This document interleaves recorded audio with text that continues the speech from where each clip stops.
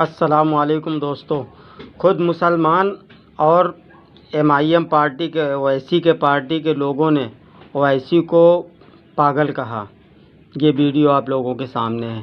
صرف آپ سے پوچھنا چاہتا ہوں کہ اسد الدین اویسی صاحب کے لیے آپ کیا سوچ رکھتے ہیں؟ یقین مانیے صاحب، اسد الدین اویسی صاحب مجھے پاگل لگتے ہیں۔ اچھا، آپ نے اویسی صاحب کو پاگل کس بنا پر بول دیا؟ یہ تو آپ نے بہت بڑی بات کر دی۔ آپ کو نہیں لگتا اسد الدین اویسی صاحب پاگل ہیں؟ جی مجھے تو نہیں لگتا ہے۔ کیوں؟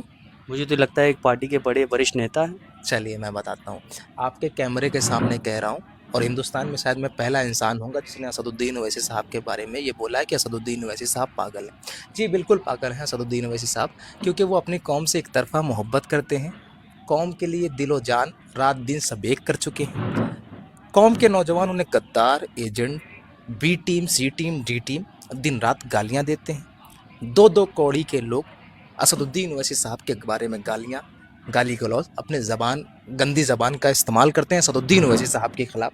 وہ اسد الدین اویسی جو صدن میں کھڑے ہو کر کے تمہاری شریعت میں جب مداخلت ہوتی ہے تب وہ اسد الدین اویسی چیخ کر کے ستا کے آگے کھڑے ہو کر کے، ستا کے سب سے پاورفل انسان کے سامنے کھڑے ہو کر کے اس بل کو پھاڑتا ہے، CNRC NPR جیسے کالے قانون کا بل پھاڑ کر کے ویروਧ کرتا ہے۔